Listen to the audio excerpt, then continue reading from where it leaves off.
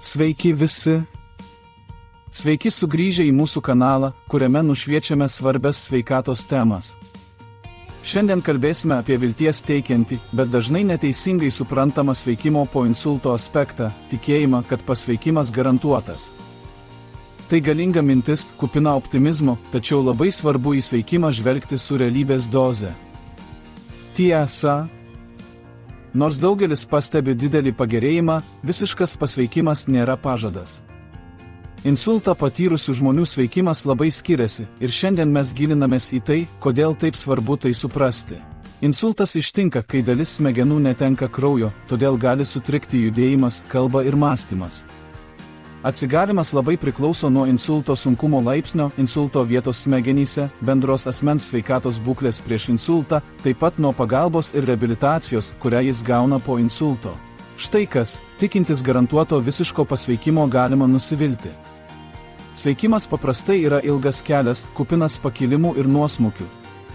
Reikia pasiekti kuo didesnį savarankiškumą ir gyvenimo kokybę, o tai gali reikšti, kad negrįšite į padėtį, kuri buvo prieš insultą.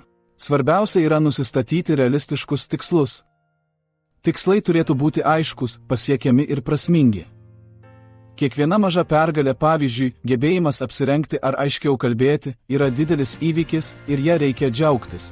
Daugeliui žmonių pasveikimas reiškia, kad reikia atrasti naują normalią būseną. Tai gali būti susijęs su naujais veiklos būdais, pagalbos priemonių naudojimu arba mėgstamos veiklos pakeitimu. Tai nereiškia, kad reikia pasiduoti, tai reiškia, kad reikia prisitaikyti ir atrasti stiprybės naujuose keliuose, kuriuos savo išsikirsite.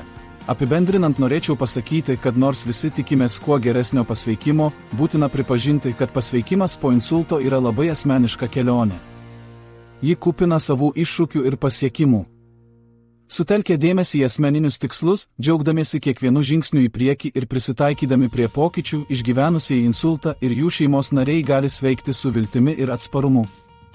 Kiekviena pažanga yra pergalė sveikimo kelyje. Atminkite, kad žinios yra galia. Jūsų sveikata yra jūsų turtas, o veiksmai dabar yra jūsų pergalė prieš būsimus apgailestavimus. Ačiū, kad žiūrėjote ir nepamirškite pamėgti, dalytis ir prenumeruoti, kad gautumėte daugiau sveikatos patarimų ir tiesų.